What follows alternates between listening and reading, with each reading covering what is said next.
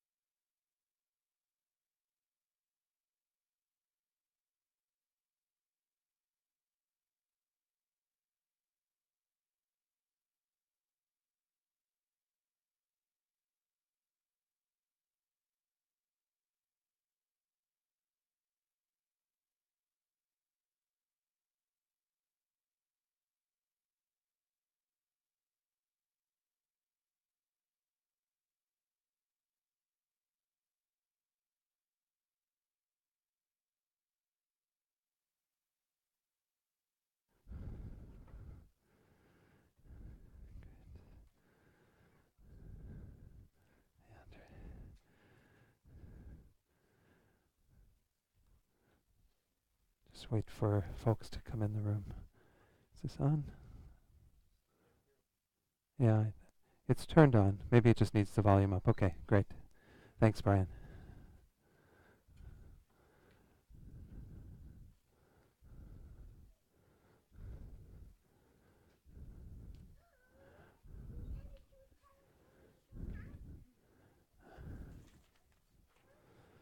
Opening page. Okay, so good morning, everyone.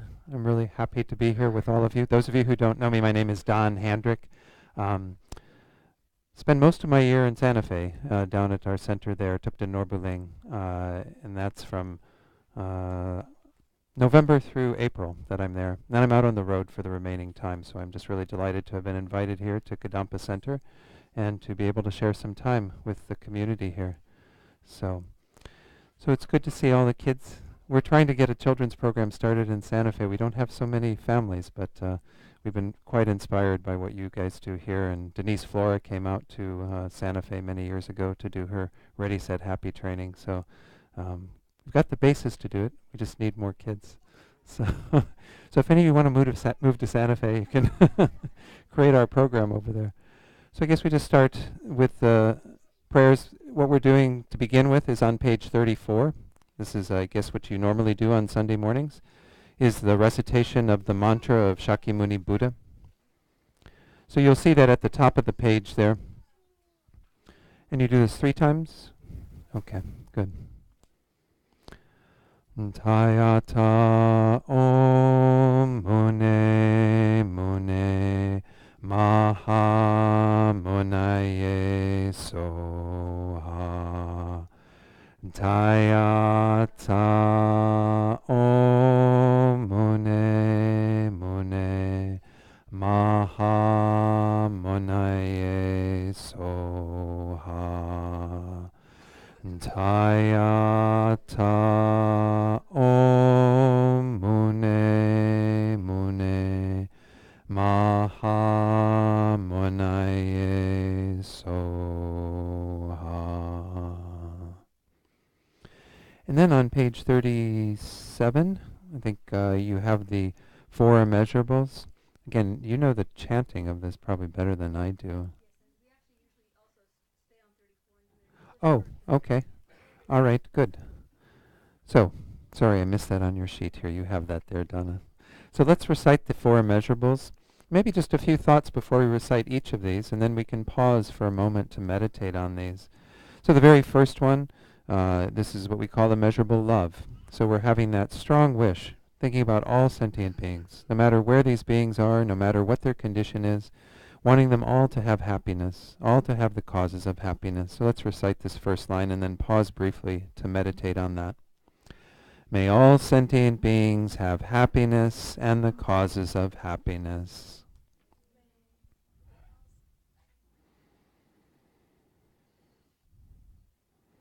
And then keeping those same beings in mind, wherever they are, whatever their condition is, we generate immeasurable compassion, having the thought of how wonderful it would be if we could free them all from their suffering, all the causes of their suffering, and having that thought and meditating on that for a moment. May all sentient beings be free from suffering and the causes of suffering.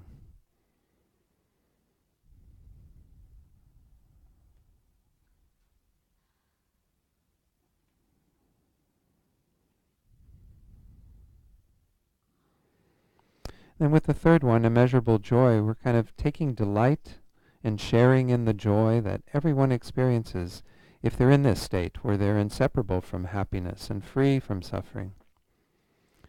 May all sentient beings be inseparable from the happiness that is free from suffering.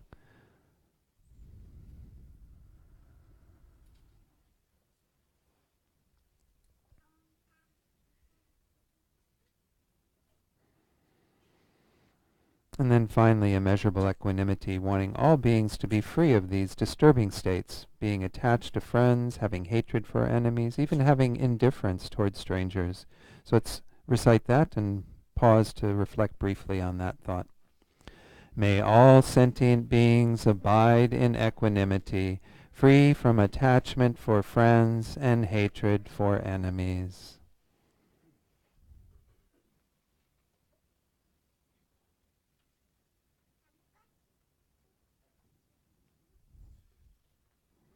And let's go to page 37 now then. And did you want to do the chanting in the Tibetan? I just don't know the melody for chanting it in Tibetan. You all know it, so you can lead that.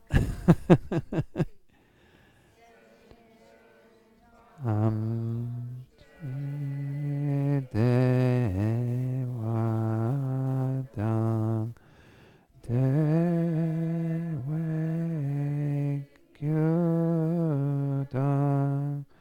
Den Pargyuchi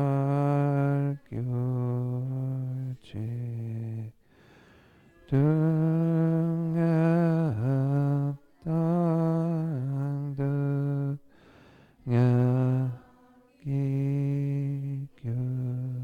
Gyutam Drelwar Gyurchi Dukam Hepe Dewa Dhammi Drelwar Gyurchi Nering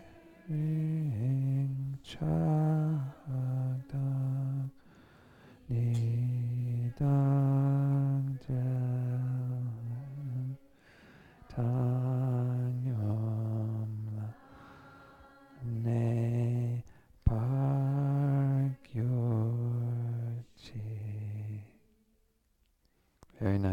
Thank you. Then let's do the 2 mantras that are at the bottom of the page there. And I do know a couple of melodies for the Om Mani Padme Hum. So it's 8 times, so it's the one that you do in a round of 4. Is that the one that you do? Okay. So I think I've got that in my head. Well, I've just got one in my head, but I don't know which one it is until I chant it. Om Mani Padme Hum, Om Mani Padme Hum, Om Mani Padme Hum, Om Mani Padme Hum, Om Mani Padme Hum, Om Mani Padme Hum, Om Mani Padme Hum, Om Mani Padme Hum. Trying to think if I know the other melody, I could share it with you, but it's not coming to mind. Okay, then let's do the Green Tara's mantra. Om Tare Tu Ta. Oh, well, I know a different one there. Which one do you? Okay. Om Tare Tu Tare Tu Re Soha. Om Tare Tu Tare Tu Re Soha. Om Tare Tu Tare Tu Re Soha. Om Tare Tu Tare Tu Re Soha. Om Tare Tu Tare Tu Re Soha. Om Tare Tu Tare Tu Re Soha. Om Tare Tu Tare Tu Re Soha. Why don't you share yours? What is the...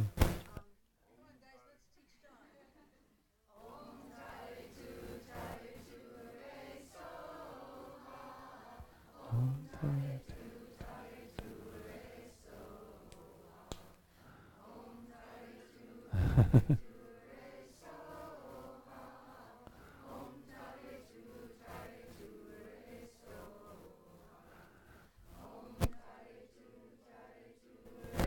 Soha.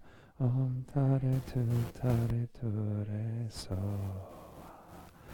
Om Tare Tu Tare Tu Re Soha. Very good. Nice. Thank you for sharing that. Wonderful. I don't know if I'll remember it, but anyway. Thank you for joining us. And we see you later? Do you come in at the end? Yeah? No? Okay. Enjoy your class. Okay.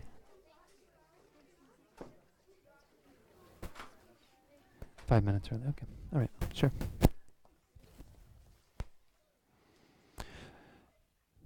So, Donna, do you normally do a little meditation now before starting? Or okay, good. All right. So let's do a short meditation. Give ourselves a chance to kind of come into this space more fully with more awareness, more attention, and then also to generate a good motivation for being here, kind of setting our thoughts in the right direction. So again, just settle into this posture, making sure that the back is straight, the head upright,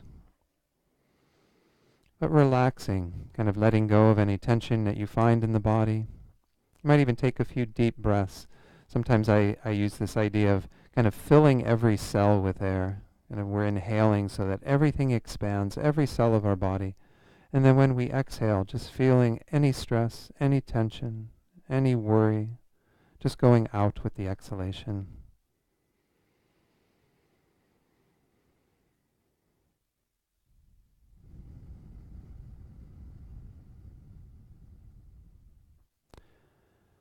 And when you're ready, you can begin to do a meditation on the breath. So if you have a technique that you already use that's quite familiar to you, you can use that. Because there are many ways that we can use the breath.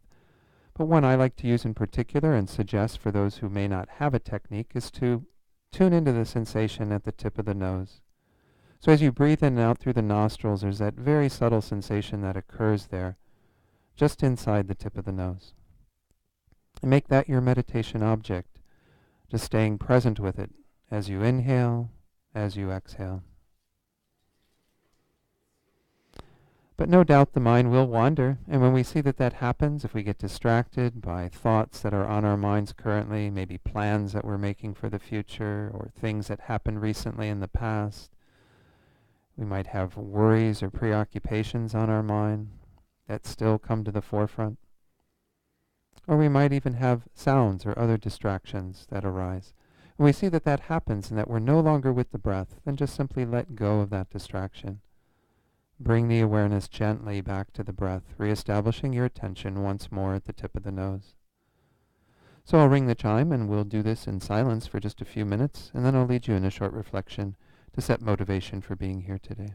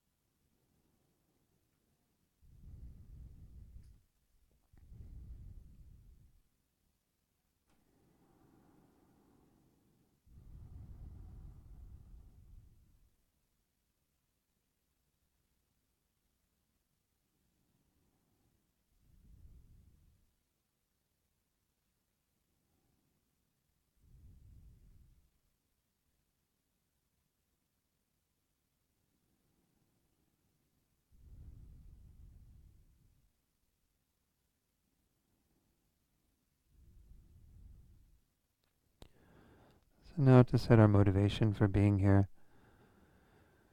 The Buddha's teachings always start from this fundamental idea that every single being, ourselves included, is driven by this desire to be happy, to not suffer. And if we look at our own lives, we might see that we're driven in that way, and everything that we have done throughout this life has been involved in one of those two things, either trying to find happiness or trying to have some relief from our suffering, our pain, our difficulties. And I might invite you to examine to what extent have you had success with that so far. Have you been able to create the true causes of happiness? To find some happiness that can be sustained, that can lead to real peace, contentment, joy? To what extent have you been able to be free from the dissatisfaction you experience, the suffering the discontentment, the pain.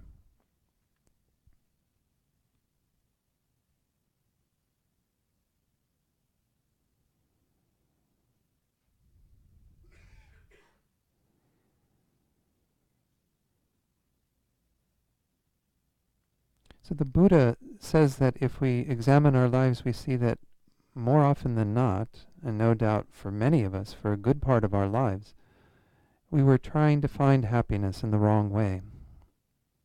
We were trying to be free from suffering without really understanding what would cause that result. So the Buddhist path, what we're learning every time we come to the center, every time we turn our attention to the words of the Buddha, is one that will lead to true happiness, to complete cessation of all of our suffering, all of our discontentment. So when we come to the Buddha's teachings, it's important that we reaffirm our own desire to find that through the Buddha's words, through practicing what the Buddha taught. And we do this because this is our fundamental desire.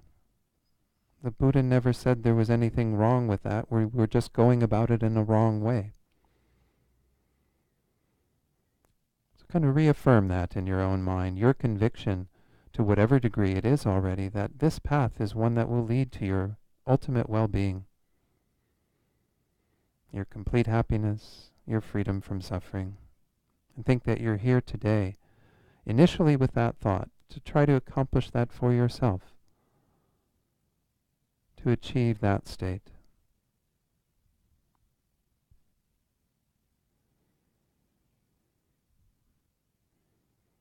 But then try to expand this as well, to think that, again, because every being is driven in this way, it would be a little short-sighted for us to simply be focused on our own well-being.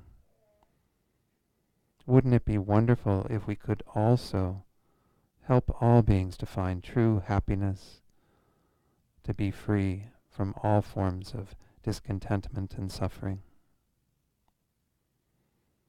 And try to hold that awareness as well, to think that you're here not just for yourself, but to also be a source of comfort and wisdom, compassion and love, patience and generosity, all the things that we can be for others. That we're here to work on ourselves so we can better help others. And in the end, this is actually how the Buddha says that we achieve our greatest happiness and well-being, is by holding others very dear, holding them to be important, cherishing them. So just rest for a moment in that all-encompassing motivation, thinking that you're here for the sake of all beings, to lead them out of suffering, to bring them to happiness.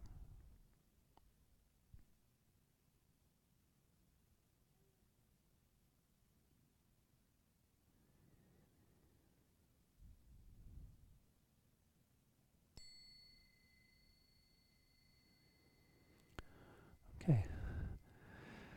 So I really debated as to what I should talk about today. I kind of went through a little investigation. Donna had mentioned a few ideas to me. And then I remembered a teaching that, it's not really a teaching per se, but it came out of a book that Joseph Goldstein wrote. And the book's called A Heart Full of Peace. And it's a little story that, it's about a Tibetan man who was in Tibet during the Chinese occupation. And this man's name is Dr. Tenzin Chodak. And some of you may have heard of his story. Apparently there was an article written in the Harvard Medical Journal, believe it or not, some years ago, that was about this Tibetan doctor who had been a personal physician to the Dalai Lama. And in 1959, and this is from Joseph Goldstein's book, he says, Dr. Chodak was imprisoned by the Chinese for 21 years. We can't even imagine what that must be like. I mean, some of us work with prisoners who are in prison for that long, but in the Chinese prisons, of course, it's a very different situation than what we have. Not that our American prisons are that glamorous either, but for 17 years, it says, of those 21 years, he was beaten and tortured daily, physically and psychologically, and his life was continually threatened.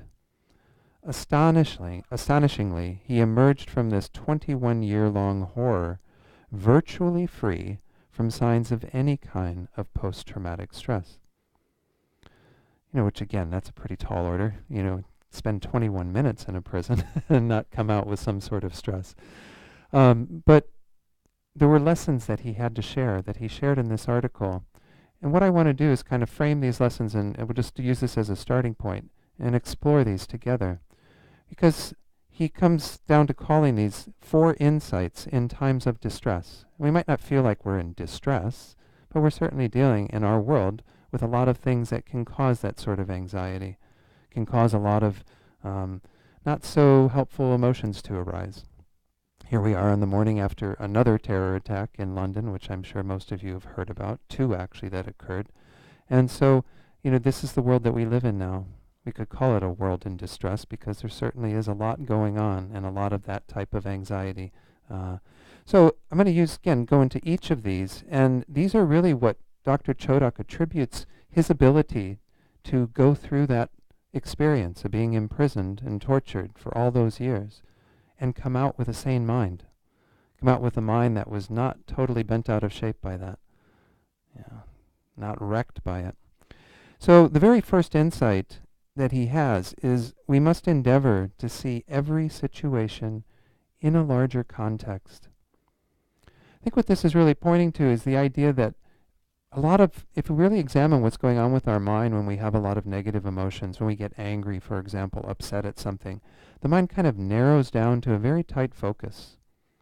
There's no space in the mind for anything else to enter because we've made it so tiny in terms of the aim is always to, in general, defend ourselves, to defend our own well-being and our own happiness. Or even it might be those in our country or those that we love, people that are close to us, that are like-minded for us. But we tighten the mind so much that we don't have any room there for any other perspective. So this is a good starting point to examine these, because when we do that, when there's this kind of contraction of the mind around our own well-being and defending that, there's no space in the heart for anything else to come in and influence us in a more positive way. Like His Holiness the Dalai Lama, I think this was in his teachings. I actually had the good fortune of attending the teachings that were videotaped that are called the Ethics for a New Millennium. This was in London. I had gone up there for some teachings with His Holiness, and he gave the public talk, I think, at the Royal Albert Hall. And he used his hands and he said, if this is our concern, narrowed down to that little hole in my hand here, well then even something as small as the tip of my finger fills the whole picture, right? The whole frame of our thinking is completely consumed by just something as small as the tip of our finger. Whereas, if we change our perspective and we think in terms of the whole room, or in this case it was the whole Royal Albert Hall, or however big you can make the mind, then something as small as the tip of our finger seems quite insignificant. So there's a process that we go through when our minds actually open up and become more spacious that allows for a change in our perspective. That's something that, again, you look at this situation where you have a man who's imprisoned all those years and tortured and beaten. You might think, well, that becomes the sole experience that he's going through. How can he possibly create some space in there? Especially when he's the subject, the receiver of all of this, pain and what have you. But if you have a mind that can somehow open up and see a bigger picture, it allows there to be some identification with the person who is torturing you, with the other people who are being tortured, with the whole of the world where there is pain and suffering. Whereas if you get totally caught up in your own little stuff, your own little fingertip, there's no room at all. There's no opportunity for that to arise. So if you're in these sorts of conditions where you have things, that are challenging you, things that are causing you to get upset, it's important to create some space around that, create some opportunity for a more compassionate response to what's going on, to be able to open up to that idea, and through that, give rise to what Joseph Goldstein calls some greatness of heart, some human greatness, the opportunity for us to actually do something that's transcendent with that experience, rather than our normal habitual patterns. So again, this is a starting point for moving into this, and I'm not saying that this is easy, but it's a good place to kind of look at and see, first of all, to what extent am I tightening the mind? To what extent am I narrowing down my focus so that all I can see is how that situation, that problem, that person, that whatever is affecting me? And don't think about them or what's going on for them. Don't think about other people who might be affected. Don't think about other people who are experiencing things that are different than that, but are still in the nature of suffering, still in the nature of something that is not causing them happiness. So this is a very good kind of beginning to looking at all these points. The second thing that Dr. Chodak shared, that again is responsible, he thinks, for his ability to stay sane in that situation, is from that space, again, that we just talked about, of not having narrowed the mind down, of actually, seeing the situation in a larger context. He said we must then see our enemies or the difficult people in our lives as human beings like ourselves. As Joseph Goldstein says, Dr. Chodak never forgot the commonality of the human condition. So this is a really tough one, right? We hear about these stories like what happened in London last night, and you hear about people who are that cruel in terms of their behavior. Even the incident that happened in Portland last week in terms of, the Muslim woman who was being assaulted, her and her friend, verbally by this man, and the man taking the lives of two other people who came to her defense. So there's a lot of people who we see as being sort of inherently evil. And this is our impression of them on the basis of their behavior. But if we examine more closely, we can see that that is not how they are inherently. They are under the control of their delusions, just like us. Maybe not to the degree that we are. They're a degree far beyond that. We aren't going to necessarily engage in the same behavior as these individuals. But nonetheless, they're under the control of the same factors that we all struggle with, right? Every time that we try to fight our own anger, well, that's the anger that was manifest in these individuals who've done these acts. There's no difference in the nature of that anger because we all deal with anger. The only difference is, again, the extent to which someone has been able to confront that anger and deal with that anger. So when we begin to see our enemies or the people who are involved in causing harm to us through the lens of being under the same factors that we ourselves are, that there's really no difference between ourselves and them at that level. We have a different view of them again. We can begin to have some space for, once more, a bit more of a compassionate response.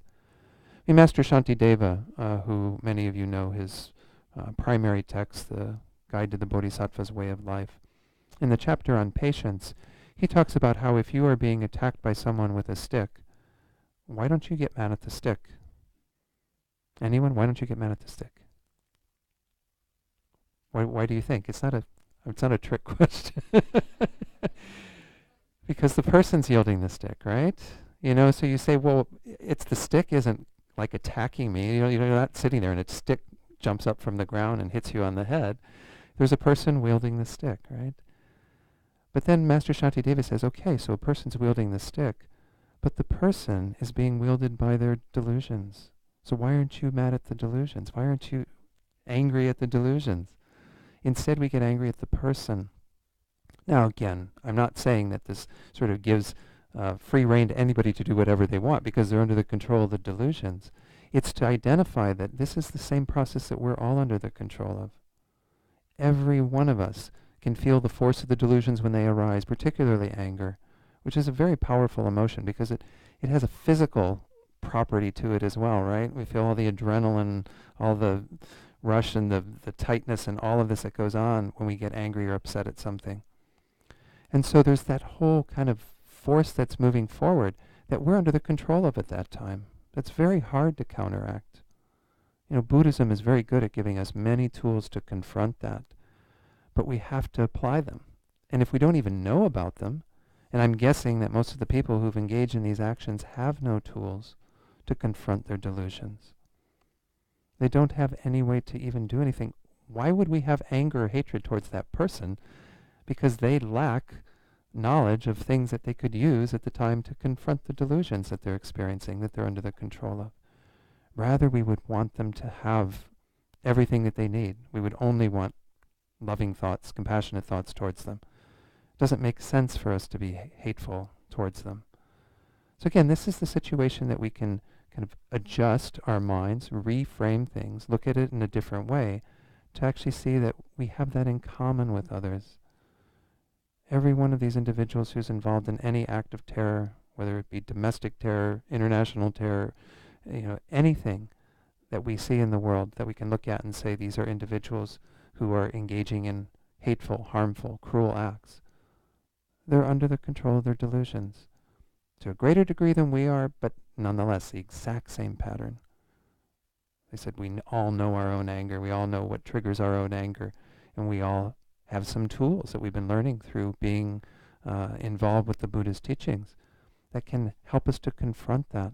And we've got some time, we'll talk a little bit about some of those tools. Certainly, having an understanding of karma, which is a pretty big topic we talked about a little bit already in the teachings that I've been doing this weekend. But if we have some idea that, again, one of the effects of our karma in terms of the actions that we engage in, the sorts of mindsets that we create, is that we have a propensity to do those things again. Karma is very habitual. This is what we call the result that's similar to the cause in terms of our behavior. When we do something, we plant the seed to do it again. And if we keep doing it under the influence of that, it becomes a stronger and stronger force in our lives. So in the end, we are not angry people. We are people who've gotten very used to having that mind of anger. And that mind of anger is quite common, arising within us. And so we buy into it because, again, once more, we have to do something to confront it. Otherwise, it will continue to have that force. So this is an important understanding to have, is when we see individuals, or even we see anger within ourselves, to understand that it's coming about through a variety of causes and conditions. One of them is, again, because we have bought into that in the past. And now it's coming forward, and we find it quite easy to get sucked up into it again. So, again, having that understanding just helps us to get a different perspective and say, okay, this is what's going on for myself. This is what's going on for all beings. Dr. Chodak, while he was in prison in the Chinese prison within Tibet, was able to see his captors in that way. Was able to see the people who were torturing him in that way. That they were beings who were just like him in dealing with the same common situation. Absolutely no difference. Just once more, only a matter of degrees. Venerable Rabina, who I quote frequently because she's one of my main teachers, she often says that when it comes to any of these things that we identify in the world that we might call mental health issues, mental illnesses even, we're all in the same continuum as that. It's just a matter of degrees. She likes to use this phrase, bipolar. Well, we're all bipolar. We're just not bipolar to a degree where we would be diagnosed as bipolar. We all are going up and down and all over the place and getting quite, bent out of shape when things aren't so good, and getting overly excited when things are going well. And this is our tendency, is just to ride all of these emotions and not do anything to confront them. So the Buddhist tools that we have are to help us to actually address that, to have some framework that we can look at and say, okay, now I can begin to work with it. Now I can begin to see a different way of reacting, or responding might be a better word. Reacting is almost like, again, going to back to those same patterns. But my response can be in the face of those who cause harm to me or to those I care about, or even out in the world to people that are seemingly, somewhat innocent in regard to their being a victim of those acts, that I can actually hold them in the space of compassion. Can hold political leaders in the space of compassion. Can hold anyone in the space of that, because I see that they are beings just like myself. There's really absolutely no difference when it comes down to our common situation. So let's go on then to the third one, and as I said, I may come back and talk a little bit more about how we confront anger. One of the things I was intending to talk about as well is angry speech. Because in my estimation, speech is really one of the main ways that we interact with others. Physically, not quite as much in our culture, but speech, and speech meaning any variety of communication, from putting comments on a blog at the internet, writing Facebook posts or whatever, to calling people, talking to people, texting people. So many different ways that we communicate now And I think it's important that we acknowledge that that is one place where we need to start addressing our behavior, because I don't think it's so useful in our world to have speech that divides people, that creates more disharmony. So I may talk a little bit about that again, depending on the time. I do want to touch on all four of these that Dr. Chodak so kindly shared out of his experience. The third one's an interesting one. And he says, the third factor is that we must let go of pride and feelings of self-importance. And he says what's really quite interesting is that Dr. Chodak actually attributed his survival to the ability to let go of self-importance and self-righteousness. When we hold to whatever our particular views are, or we even hold to ourselves and once more our feeling of self-importance, this can be a great obstacle to seeing other people's viewpoints, right? I think this is to a large degree what transpired. And I'm going to get into the presidential election. I hate to bring that up, but it's still on everybody's minds, right? Has anybody forgotten it yet? You have. Congratulations. Well, I hate to bring it back up then for you. Don't. Okay. Well, in my estimation, what's going on in this country in general is a lot of holding on to views without the ability to see other people's views. Where is that coming from? I would say that a good source of it is our own pride and our feeling of self-righteousness and holding on to our perspective and thinking that it's absolutely right, that there's no way that we can hold even the space for others to entertain views that are opposed to ours. And that happens on both sides of the fence. I'm not saying this is, a liberal problem or a conservative problem or anywhere in the middle problem. This is a problem in general in our society. Because once we get to that place of not being able to see other people's perspectives, and we have this feeling of, I'm the one that matters, it's really my view that is sacrosanct, it's most important, it's something that actually has to be upheld in the face of whatever others believe or hold, then there's absolutely no room to listen. There's absolutely no room for any sort of space of connection to others. And I think what we went through in the election was a lot of disconnection. People feeling disconnected from other parts of the country, from other parts of our society. And I think that this is important to address. So this can happen again within ourselves. It can happen even within groups of people, and feelings of that pride, self-importance, self-aggrandizement, holding on very tightly to thinking that what we have is most important, and we have to deny, therefore, the views and the well-being of others potentially. So this is a lesson that I think we all can learn from Dr. Chodak in terms of the importance of overcoming these sorts of patterns. Actually, on the spiritual path, they say that pride is one of our most destructive emotions. Why? Because if we have a feeling of pride, then we're never going to be able to accept learning from others. We're always going to think we know everything that there is to know. In Tibet, they use a phrase, analogy for what pride is like. They say pride is like hanging out on the mountaintops. And of course, in Tibet, the mountains are well above the tree line, right? Because of everything that's there. There are some lower valleys in that. He says that if you really want to benefit from the moisture and the rain, you have to be down in the valleys, right? Way down at the bottom point, or you won't receive any of the moisture. And it's the same in regard to our receiving teachings, our learning from others. And I try to learn from as many people as I can, to think that everyone has a lesson to give me. Rather than that feeling of pride that I know it all, I've got it all figured out, you all, need to figure it out yet, whatever. We have those sorts of attitudes in our world. And when we follow a spiritual path, it can be really dangerous, particularly when we start looking at other spiritual paths as not being as good as, or, holding water as well as what ours are. I've even touched on some of these sorts of ideas in the last few days, and it's important to steer away from that, to not think that we found it or I found it and everyone else is still looking for it. And the reality is there's so many different paths, so many different dispositions for different types of paths. His Holiness the Dalai Lama emphasizes this all the time. If we have a feeling of exclusivity and pride and attachment to our own tradition, it can be a real obstacle to opening our hearts to the welfare of others. But I know this to a large degree from my own experience with the Interfaith Alliance in Santa Fe. I mentioned this the other day here.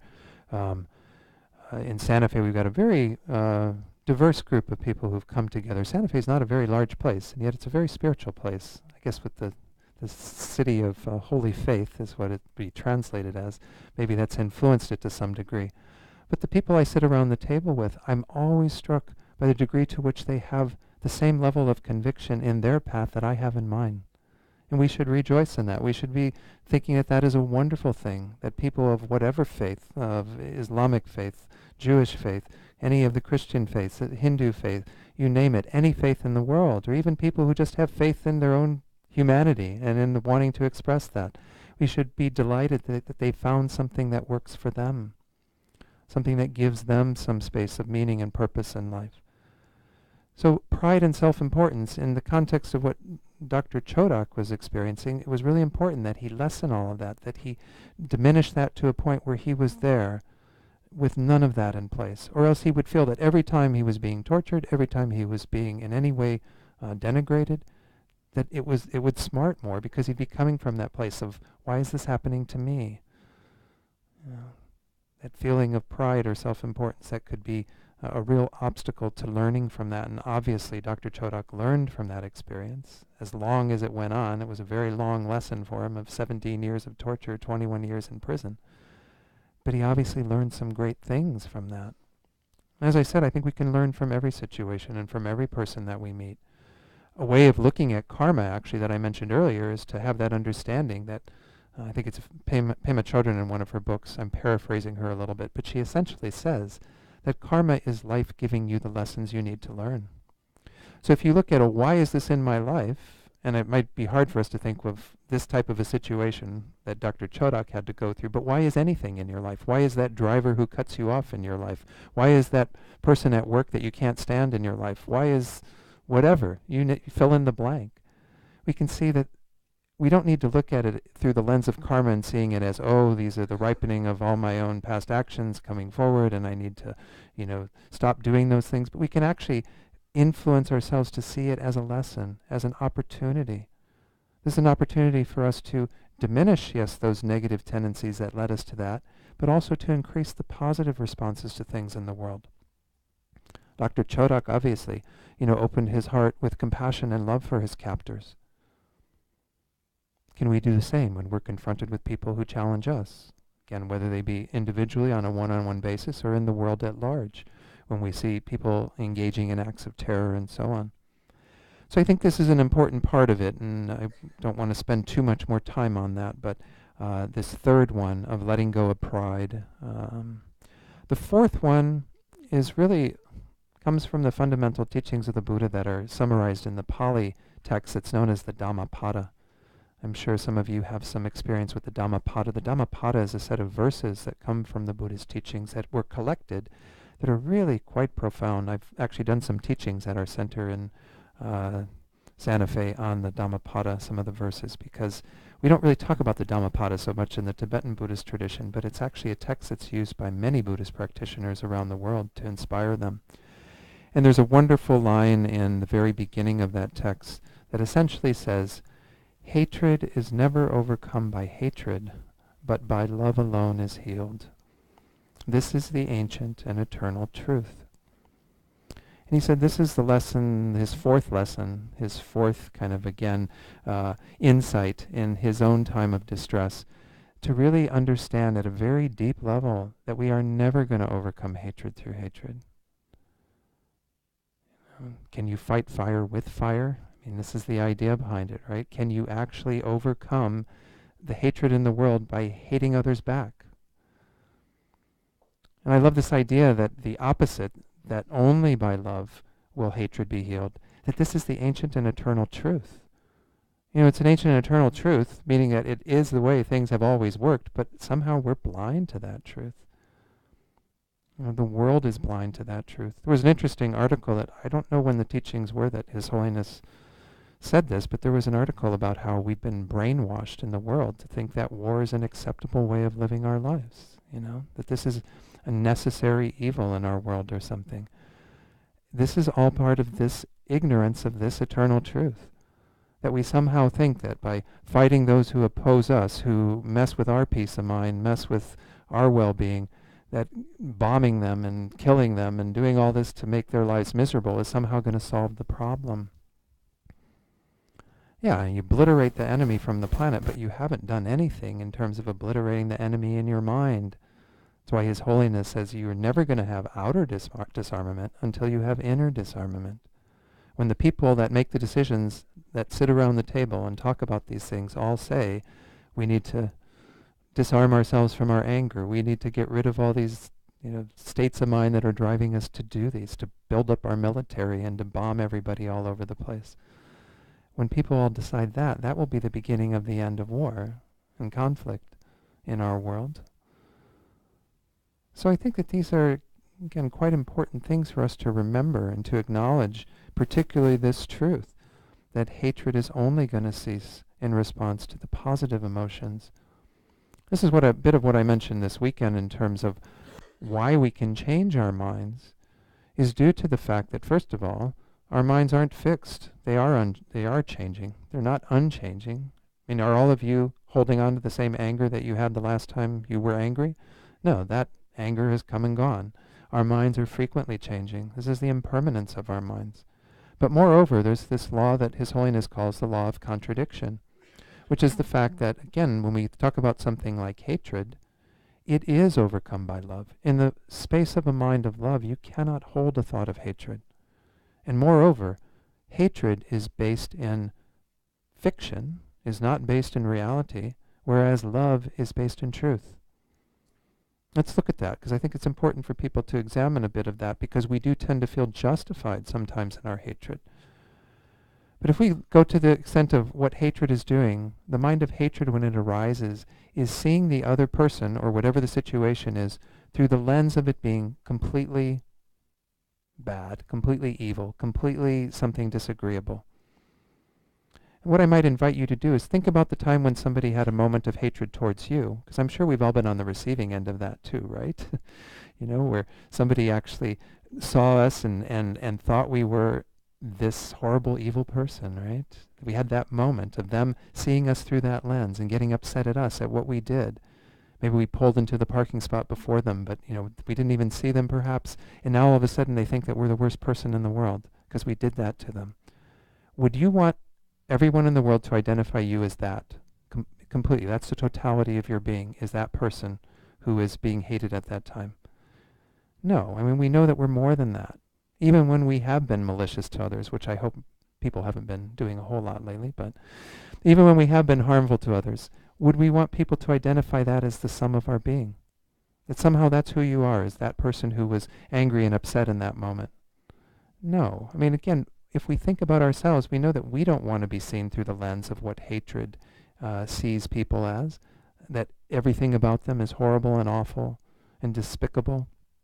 Rather, what we want is to see the totality of beings. So hatred, if we go back to that idea that it's not founded in fact, is not looking at things accurately.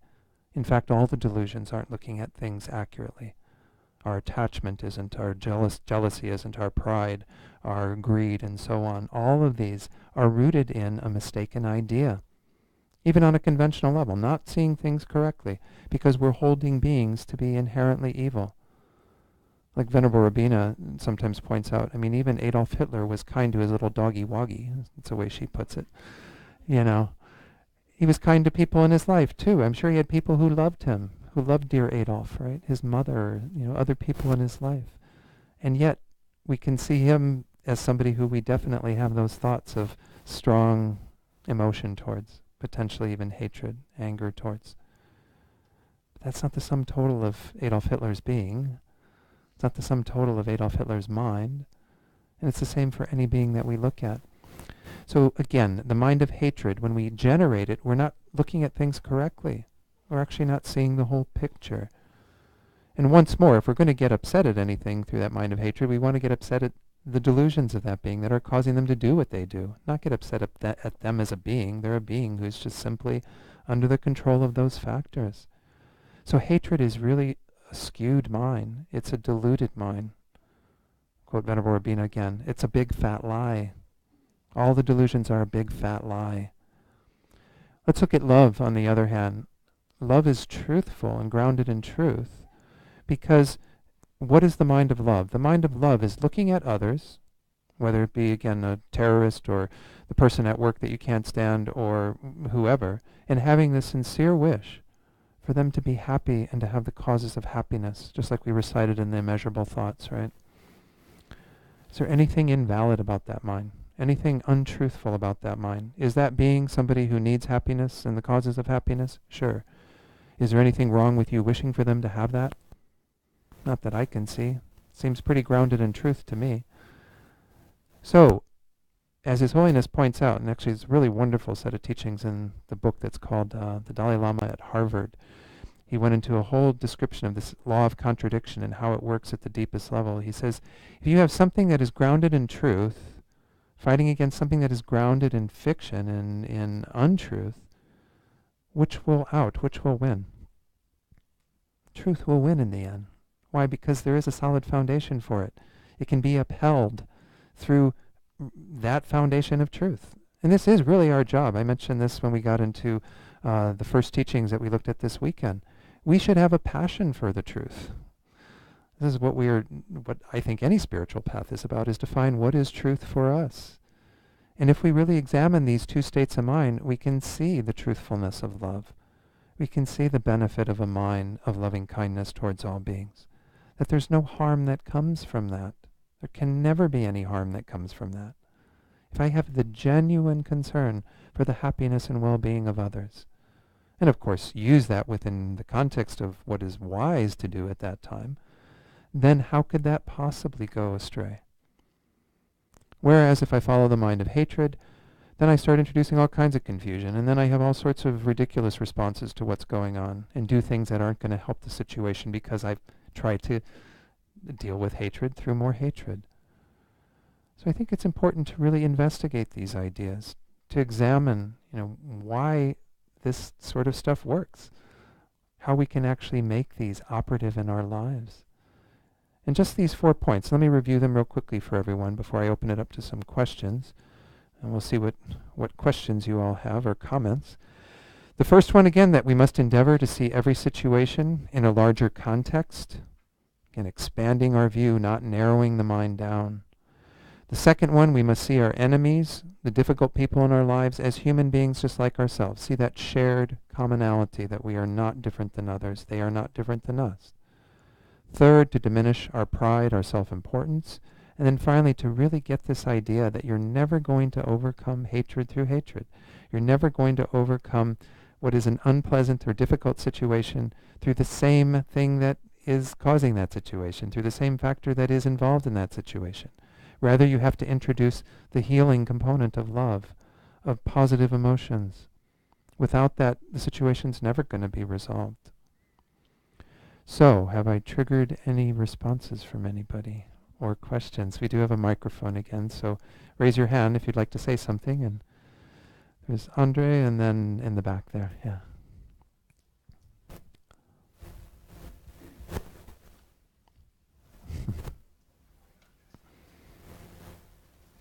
I'm just really curious about. Close. I'm curious about hatred and aversion. Okay. Can you define? Oftentimes we use them interchangeably, Right. but I think aversion has a different meaning Yeah. than hatred. Right. I think this whole continuum of things that Andre's mentioning, when we talk about the word aversion, sometimes used for that delusion. Hatred is a much stronger form, obviously. But I like to see it as a continuum. Aversion, one teacher said when I was receiving teachings earlier on that aversion sounds like something you have towards Brussels sprouts or something. So it seems pretty mild, right? Nobody gets really angry at Brussels sprouts and tries to stab them with a fork or something. Whereas hatred, we know, is a pretty volatile emotion. It can actually lead people to take the lives of others or to do physical, bodily harm, what have you. So I see it as really a continuum, and it starts with something we might call aversion, and then it becomes annoyance, then it becomes irritation, and then it becomes anger, and then it becomes hatred, and then it becomes all forms of malice that are really quite highly charged. So I don't have an exact definition for these things, but rather just understanding that the fundamental thing that's going on with regard to each of these is that we are having a response to something that is unpleasant, something that comes into our lives that induces what we would call mental unhappiness. This is actually what Master Shantideva says in that 6th chapter, that everything starts from a moment of unhappiness. And then it escalates from there, and that unhappiness can stay just in the nature of unhappiness if we are able to catch it and keep it there, or diminish it and maybe even replace it with, oh, it's just a feeling of unhappiness. We don't have to react. We don't have to do anything on the basis of that. But instead, we follow this chain, and it becomes stronger and stronger. In His Holiness, actually, in the book that he wrote on Shantideva's 6th chapter, it's called Healing Anger, is the name of the book. He actually says that he doesn't like this word anger necessarily for that emotion either, because he finds that there are things that he calls justifiable anger in the world, which is a bit of, once more, not that delusion of anger, not driven by a misunderstanding of things, but actually driven by an understanding that we want to hold the entire situation in the space of something that we want to change. And that is the impetus for our social work and our involvement in the world, is to actually see that we want to address the situation from the point of view of everyone, from the point of view of the people who are terrorists, who are disgruntled with what their situation is and wanting to make points about their point of view, to the people who are the victims of that, in quotes. Everyone is a victim of the delusion, so we would want to hold them all in the space of having the compassion and the concern for them, and being kind of driven to deal with that issue, or driven to deal with any issue in the world, coming from that place of some strong emotion, but not the delusion of anger, but rather a feeling of, this can't go on, this feeling that we want things to change. So the word usage is sometimes tricky when it comes to any of these, but like I said, to see them as more of a continuum that starts from just that initial moment of, wow, there's unhappiness. I'm not happy with the way that car moved in front of me. I'm not happy with the way that that person looked at me, or whatever, or what they said to me. If you can stop it at that point, wonderful place to stop it, right? And just to say, oh, it's just another experience going by my chain of experiences. I don't have to react. I don't have to do anything on the basis of that. Why do I need to? Pride and self-importance, right? How dare you do that to me? How dare you cut me off? Well, if you don't do anything, we have this feeling like, well, if I don't do anything, they're going to keep doing it to others. Well, but are you really concerned about them? Are you concerned? I don't know that you're even concerned about others. I think you're still using that as an excuse frequently. If we really get clear in our minds why we address things that are wrong in the world, social injustice and so on, we have to be quite free of anger, or at least this delusion of anger. We can be highly motivated to respond to the situation in the world, but we do it from a place of understanding, of love, of compassion. So anyway, sorry, I went into another little track on the basis of your question, but yeah, that's very good, because I believe that, Ravina says that we get like from feeling of annoyance, right, to full blown hatred. Exactly. 0 to 60. Once you get to 60, Yeah. as she says, damage control. Then Right. it's too late. Yeah. So I think we have to be able to recognize Mhm. these forms of anger, Yeah. when Yeah. they first occur, so we can stop them. We can Yeah. nip it in the bud. Yeah. But that's what mind training is about. Sure, Be sure. able to recognize that. Exactly. I think it was in Pema Chodron's book, No Time to Lose, which is a commentary on Shantideva's full text, other than I think the 9th chapter. But anyway, she's in one of the places she talks about how there are 4 places we can catch the delusions before they come up, particularly our anger. And the very first one, I'd say there's infinite places where we can catch it, because it's a continuum, so you can catch it at any point in there. But she says the first one is at that moment when it's just a seed. What's interesting is it's hard to recognize at that point, right? Because that's tough. You have to have that mindfulness that knows, oh, this is what's going on, and the wherewithal to introduce a different thought that says, I'm not going to react to this. I'm not going to follow that same pattern. I'm not going to take the bait. I'm not going to bite the hook, whatever. She uses these different phrases. So that's the very first place where we can catch it. Difficult to recognize, but easiest to overcome, right? That's like if you have a spark on dry grass. If it's just a spark, very easy to put out, right? You just put your foot over it, hold it there long enough, and the spark's gone. Whereas the last of these 4 is just before you open the mouth, or you do something with your body, or whatever the case might be. And that's, of course, much harder to stop at that point, but very easy to recognize, because you've got a forest fire, pretty much. It's inflamed to that degree, because that has gotten to the point where you want to do something, you want to say something. And she says that's the place to catch it as well. Now, I would say that you can also even catch it when you're mid-sentence or when you're in the middle of doing something. And maybe I hope this isn't in bad taste to share this, but I share this frequently. One gentleman that I work with in Santa Fe, who's comes to our center and was really trying to address his anger, and he'd been kind of trying to be as meticulous as he could. And one day he shared a story with me about what happened to him when he was out at Santa Fe's community college. There's a road that goes out there that has these roundabouts. I don't know if you have roundabouts here, you know, where you have to wait for the traffic coming and then you get into the traffic, and people don't really like them so much. So he came up to the one roundabout, and there was another car that was coming around, and he probably had enough time to get in front of them, but he decided to wait and be courteous and let them come in front. Well, the person who was behind him, some gentleman in the car behind him, didn't like this, right? You know, and so it's honking on his horn and like, and he sees him in the rearview mirror. And so he puts his hand up like this to flip him off, and he didn't get his middle finger up. And he told me that, and I was like, oh, congratulations, that's great. I don't know what the guy behind him thought he was doing. You know, maybe he even saw the finger there, even though it wasn't there, because he was used to seeing the finger, perhaps. But I was like, that's so great. I was so happy that he did that. I mean, because it shows that there's some awareness, and even to stop it at that point when you're getting ready to do that, I mean, that takes a lot of energy. That takes a lot of mental presence. So again, I think that this is an acknowledgement that where we're going to be able to stop it is really up to our own skill and ability. And the work that we do on the cushion, developing more mindful awareness, being more present with ourselves and our minds, our crazy, out-of-control minds, and having the ability to bring that out into the world is going to make all the difference in terms of whether we're able to confront it at that point, just before the finger goes up, or at the point prior to that, you know, so that the hand doesn't even go up, or at the point before, you know, where you're actually a little more calm at the wheel, or even just hearing the horn honk and thinking nothing of it, not reacting at all. It doesn't have to be an unpleasant experience, it's just the horn honking. You know, so it is influenced by our practice, absolutely. You know, how we are out in the world is influenced by the degree to which we've developed some control over our minds, some mindfulness, some awareness. I spent a lot of time answering your question, but thank you for that. Yes, what's your name, by the way? You get the microphone there. Hi, it's Jeff. Hi, Jeff.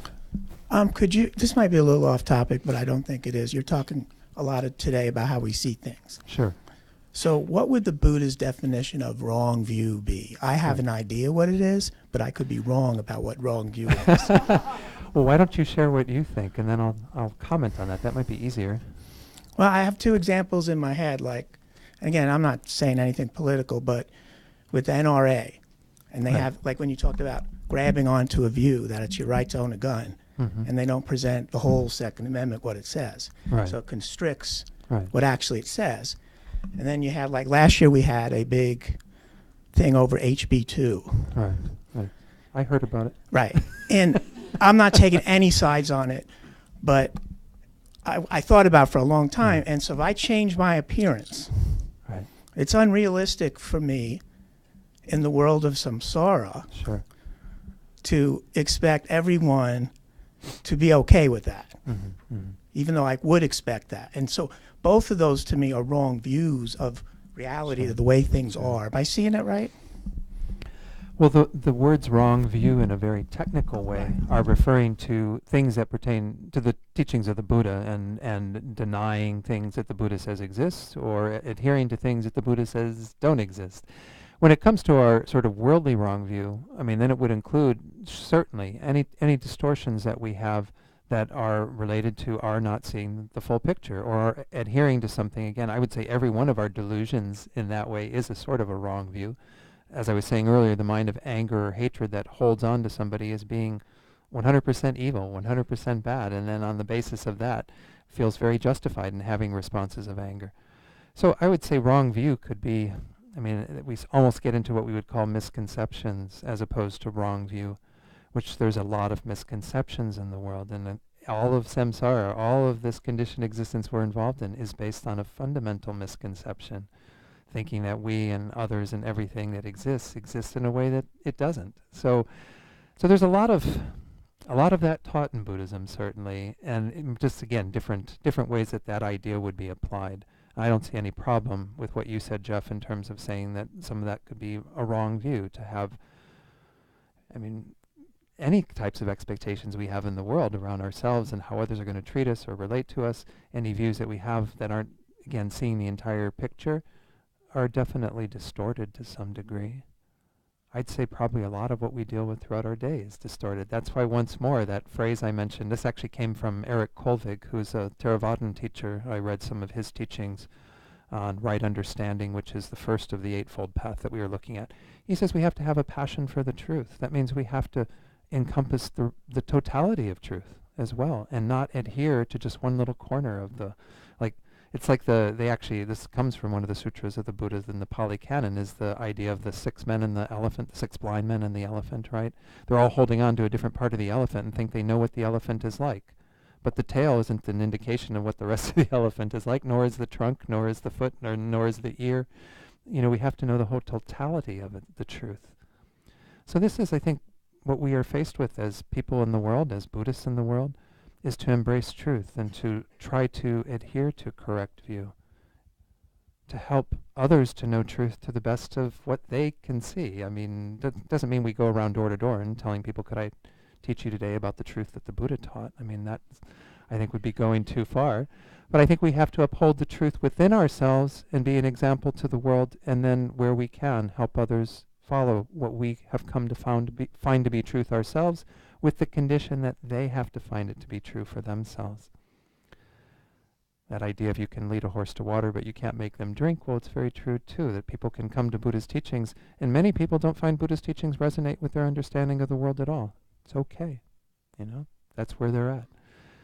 But this is our job as Buddhists, is to look at it and say, can I continue to find more and more of a foundation of truth in my life, more and more of a correct view? Thanks for sharing that, Jeff. Yeah. Anyone else? Yeah. There's 3 questions. Oh, 4. Okay. Yes. Hi. What's your name? My name's Kyle. Kyle. Good. I just wanted Just have to hold it really close. I wanted to make a comment Yeah. that I appreciate your nice class, and a lot of times talking about the nature of the mind and how we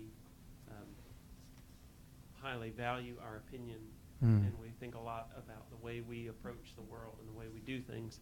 But okay, let people on the internet hear me. But we think that the way we think about things and the way that we do things is really, we have it all sussed out, and we do things really well.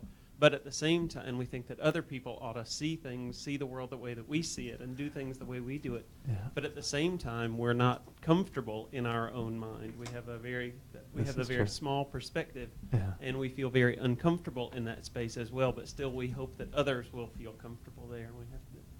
If we have that perspective, it's easy to be a little generous with other people. This is true. Oh, thanks for sharing that insight, Kyle. Yeah, I think that what you said is absolutely true. You know, there was a lot of talk after the election, sorry to bring it up again, about the liberal bubble. You know, but I think we're all in our own bubble, whatever it might be. Everyone's in their own bubble. And again, I'm not saying that there's something inherently wrong with the bubble. I think we just have to see it as a bubble, that we are influenced to a degree by all of these various things that make us feel that the world should be a particular way, that this is how it needs to be. Well, it doesn't have to be that way. I mean, we need to examine that and see how we're concretizing that bubble when actually it should be quite permeable. So, yeah.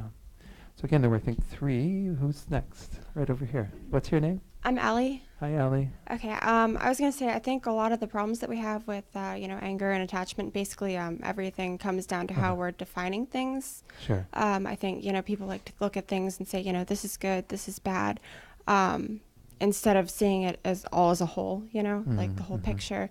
Like if you have a flower, you don't look at each individual petal and be like, oh, that one's wrinkled, so that one's not a good one. You just look at it and you see the whole flower. Right. Yeah. I think it's quite useful to have that perspective. Again, defining things is also a key part of it. We do run into, and that's why Venerable Rabina always emphasized that in Buddhism we're really keen on defining things, keen on really making it quite precise what we're talking about. But even nonetheless, it still can become somewhat, gray areas around what particular things are. But I think you're right. I think there needs to be some examination of that and agreement of that and seeing the whole picture, like you said. Thanks for sharing that, Ellie. Yeah. Did the microphone get to someone else then? Because I think you asked the question and then a gentleman in the back there. Or is it Don? I think that's Don behind. Don. Hi, Don. Hey, how are you? Good to see you. Good to see you too. Yes, I have a teenager who is. This gets back to the subject of anger Sure. and justification of anger, and I think I know I do it. I think we all do it. And she is in a particular situation with another young girl, and she just doesn't get it. I mean, I can't talk sense into her. You know what I mean?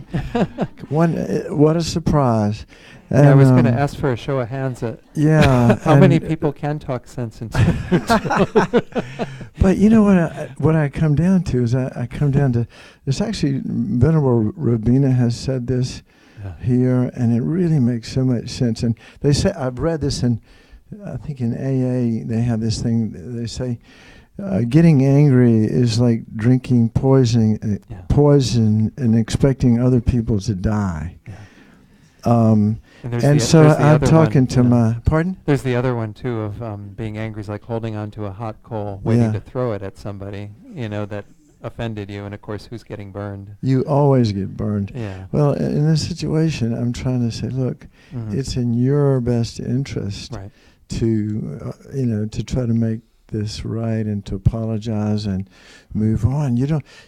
I know you don't like her, but do it for you. Right. And I think in some sense, Dr. Choduk, if I'm not mistaken, I may be mistaking him for somebody else who spent 21 years in a prison, but I think he said to the Dalai Lama once, he said, I almost lost my compassion one time, but I never did. He said, I almost lost it one time.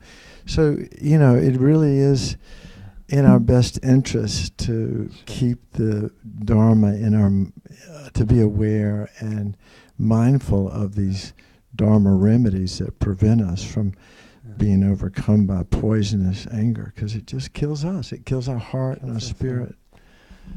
No, thanks for those words of wisdom, Don. I really do think that one of the problems with trying to convince others that it's in their best self-interest is that they don't necessarily see it that way yet. And this is where, once more, we get deluded by the delusions, thinking they're acting in our best self-interest. I mean, that's what all of the delusions are rooted in that false sense of ego, kind of buying into that whole mentality that really sets up something that we think we need to defend. And we go about all of these processes of generating anger and aversion and so on, and even our attachment and desire, all of that, on the basis of something that we've set up that we think is in the best self-interest of that. But we're not acting in the best self-interest. And so to convince somebody that they're not acting in their best self-interest and that their best self-interest is to actually be compassionate and kind and to not pursue those sorts of patterns, it's a real hard process.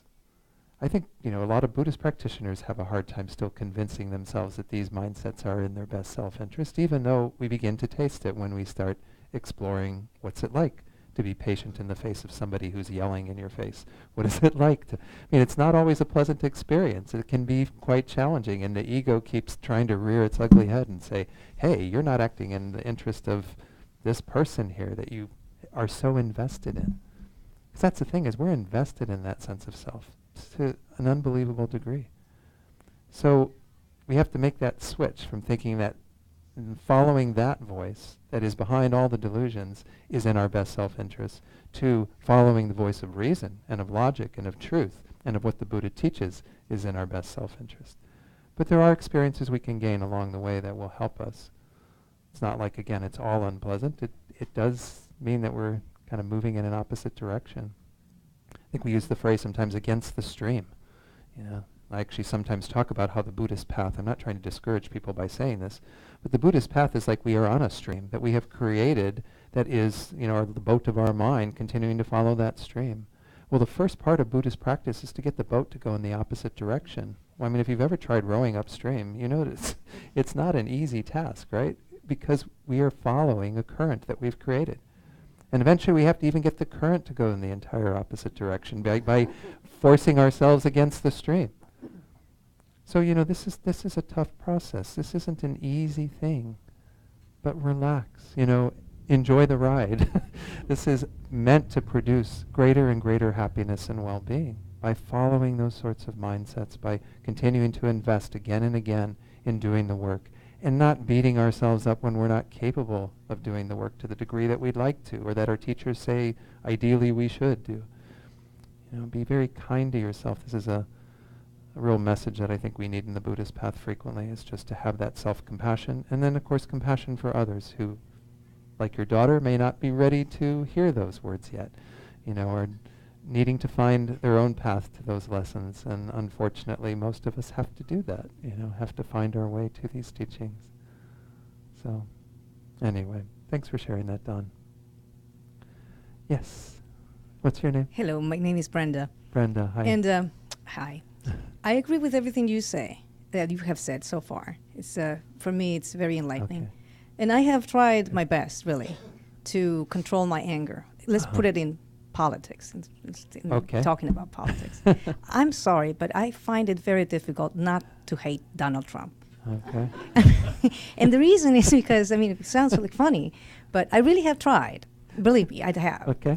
But every time, it's very difficult for me that when every day I go and there's Donald Trump. Now, he has just abandoned the agreement of climate control. Paris Agreement. The next day he has insulted somebody. Then the next day he has now there is something against women, and every day is something new, and every day is something bad, and that is not a delusion. It's happening. Sure, it's happening. We're not denying that. But you know what I'm saying? So when I see this Yeah. happening day after day, Yeah. and I'm saying to myself, this is the reason why I can't take refuge. It's funny, but it's not. I can't really actually say that I'm Buddhist if I hate the man. I really do. And so it's something that is very difficult. How do you do this thing when somebody that you're trying to see from all those perspectives, as you said, Sure. from different perspectives, just like with the example with the elephant, Right. from different perspectives, and it doesn't matter how I can see this man. It comes boils down to the same thing. I hate the man. And so it's just because everything that he does is bad. So what do you do? How do you see this person in a different light? Well, how do you do this, my friend? I just don't know. It takes a lot of work, perhaps. Exactly. And so, but how do you do? How do you go through the process of saying, okay, Donald Trump, let me see something good in you. What is it good about him? You know what I'm saying? That's what my problem is, and I'm thinking there's got to be some way in which I can do this. Let me give you an example of another political figure that many, many years ago, when I first started studying Buddhism at our center in San Francisco, Seichen Ling, somebody showed me a picture of His Holiness the Dalai Lama, arm in arm, complete smiles, with Senator Jesse Helms, who was somebody who I didn't have a particularly good view of at the time. You know who Senator Jesse Helms is, yes? Okay. Okay. And I saw them just smiling arm in arm, and His Holiness has also said George W. Bush is a very wonderful, very nice person. He enjoys his company. And so I think about His Holiness frequently and think, well, what is His Holiness seeing in Jesse Helms or in George W. Bush? Or maybe even one day he'll have his arm around Donald Trump and be smiling. Oh my goodness. Not like the Pope, who was very, very sullen, right? Maybe he'll have his arm around Donald Trump and just be like, thumbs up. So there's something that these beings are seeing, that His Holiness is seeing, for example, that we're not party to, that we haven't cultivated in ourselves. So again, I think it just takes more work to try to see that, once more, if we go back to that one point that Dr. Chodok raised, that this is a being has a commonality with us.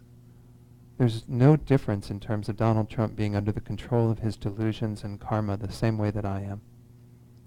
So if I have ill will towards him, if I have hatred towards him, that's not seeing him through that lens of being who is suffering due to being under the control of those factors. Anyway, I think there were a few hands that came up during what you were saying, so I think they want to make a comment on what you were saying, perhaps add something to the discussion. But yeah, just maybe we have to end about 5 minutes early. Which is asked, now? Okay. She was asking how someone can do that, and I do have an example of how I Sure, can do that. that'd be great. And I'll keep it as brief as I can. My father's side of the family, they came to America as refugees. Uh-huh. And those that could not make it were killed. They were either killed by Ottoman forces, or they were killed by communists, or those who survived the communists were killed by Stalin. And when they came to America, they came between 1900 and 1922 for the most part. Right. The Greek side of my family, they were living in what is now called Izmir in Turkey, but then it was still called Smyrna.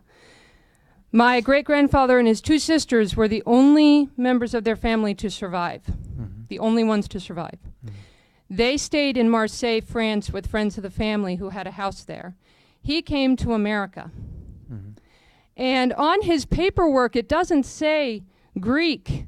When he went through Ellis Island, it says that he's Turkish.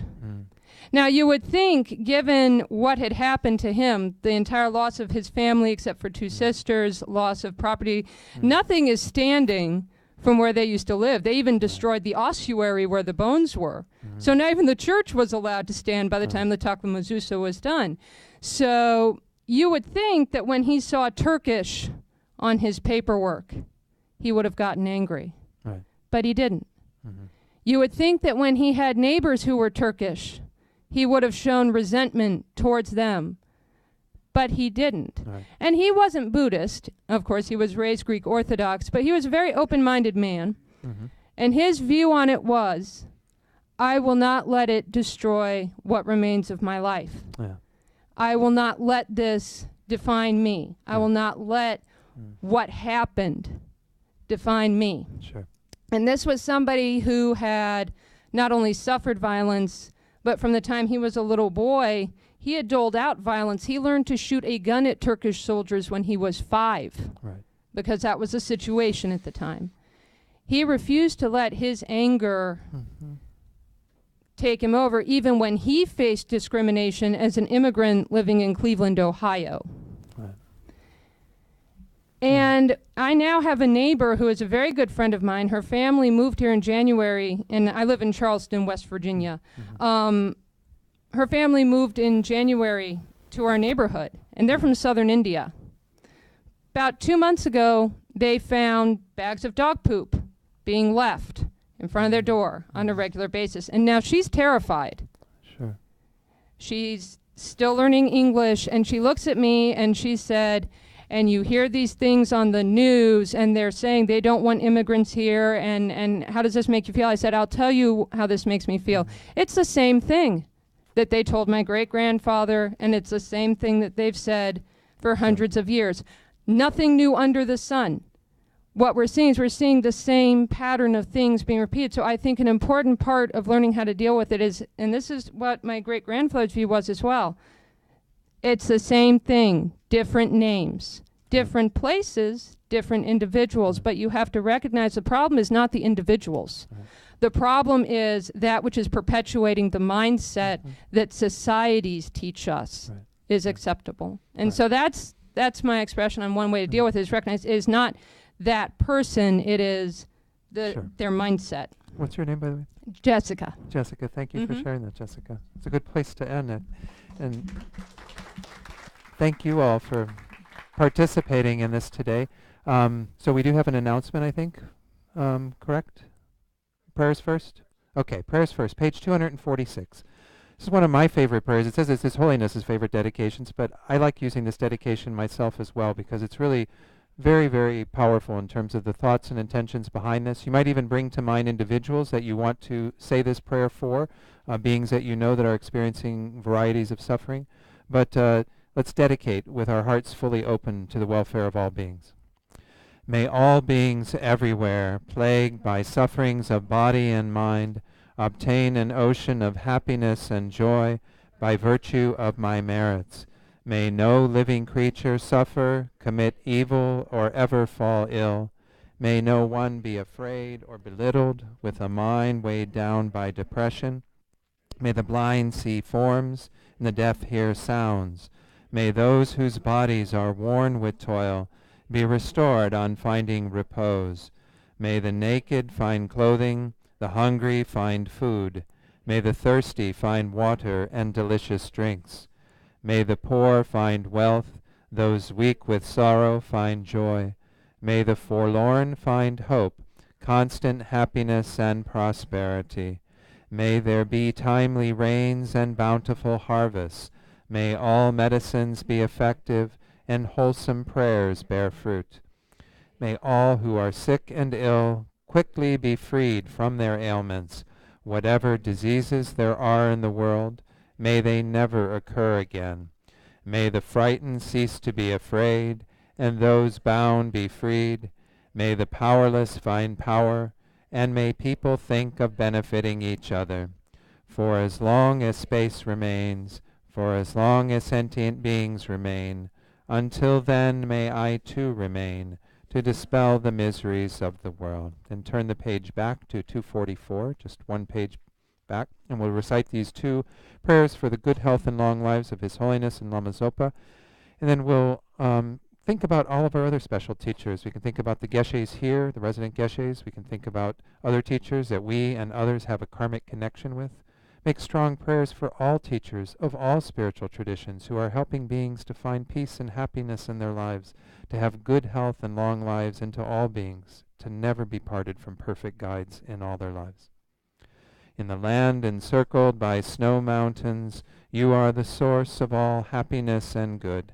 All-powerful Chenrezig Tenzin Gyatso, please remain until samsara ends.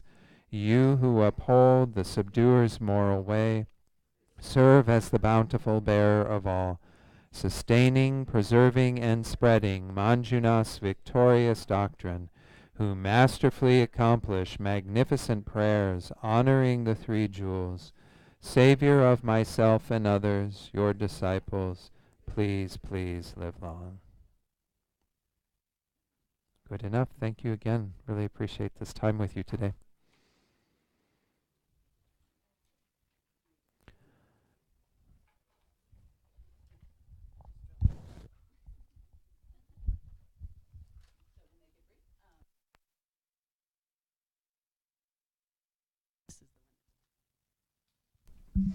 Pick a good one. There we go. My name's Jill, the center manager here. So we're going to make it really brief, but want to let you know a couple things. The Love Notes project is being quite successful. I don't have the numbers. I think we're reporting it. Patty, do you know? Yeah, over 120 letters have gone out to people in Meals and Wheels. So just so you know, if you want to pick them up, they're in the back in the communication wall, and just return the packet back to the communication wall. So they're there for you. It's been a great project so far. And as all things, everything we do at the center is all donation only for years and years. How many years? There you go. So you're sitting here because everything has been donation only for 25 years, and that's pretty amazing. This man is sitting here because of donation only. Sponsorships, teachers, classes, everything we do. It's pretty rare. So we're starting to inject a little bit more of this in our teachings and classes because we're spending a lot of money right now for the retreat and things. So we just want to make sure that you guys are aware that we always need your help. And that's the way we operate here. It's really beautiful. So there's ways to do it that are all over the building. You can see them. We've got a quick, brief guest that's going to speak today. He's going to close out what he started 25 years ago and a year ago when we had Don come in marching to the theme to the Olympics. This is what's left. Where did I put it? I walked in with it. Oh, there we go. Do you remember Don walking in with the torch? I wanted him to come in with love beads and things, but in a running suit. But this is all that's left. So we're getting ready to celebrate the big gala. We want Don to have a few words about the beginning, just a few words, just his sentiments about it, because we want to celebrate but we want to pause, and now we want to wish. So what I want to impart to you today is we're getting ready to celebrate, but we're also finishing that celebration. So we are actually having a lot of juice going towards it, but we don't want to forget that the thoughts that you have right now, just like the thoughts that Don had to start this, your thoughts are what's going to build the future. So that's why it's so important and why we've just really brought this to you a lot, that it's about what's in our minds. And so with that, Don, it's up to you to give us your story, just a brief story about how it started. You want to do it from there? Okay. Pass this torch. Thank you. 25 words or less. So there's a lot of, there are hundreds of Tibetan Buddhist centers within the FPMT. So we're just one of them. I'm going to make this short and sweet. I wish I could say that the impulse for starting the center was to save all sentient beings from suffering, but it was really to save me from suffering. Honestly. But, I was thinking about this yesterday. It felt very much, and still does, like in vitro fertilization. There were 4 years that we existed before we actually became Kadampa Center. And there were the two seeds were Lama Yeshe and Lama Zopa. That was the only, that's why there's a Kadampa Center. They constantly, their prayers and their vision for helping others served as a inspiration for me to stay with it.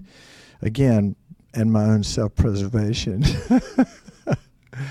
and so, blah, blah, blah, things got along, and then there was a little core group of us, and in 1991, Lama Zopa finally agreed to give us a name, the Kadampa Center. By the way, we were around long before the NKT was around, so the new Kadampa tradition, by the way. But anyway, and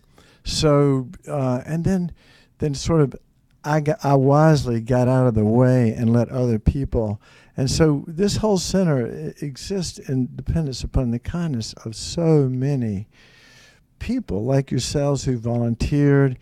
We've had guest speakers like Don early on. We had Thupten Chodron and Thupten Pende and Lobsang Tenzin Negi and George Chernoff and Neil Houston. We just had a constant array of teachers coming in about every 6 weeks to 2 months to try to clean up the confusion that I had created. And but anyway, it just happened due to the kindness of a lot of people working together over a long time. And like I'm really out of the scene right now. So we're standing on the shoulders of really Lama Zopa and Lama Yeshe and their vision and kindness. So that's really the bottom line. Thank you. And His Holiness.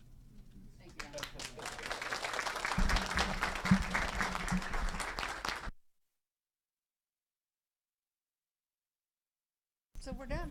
Yeah.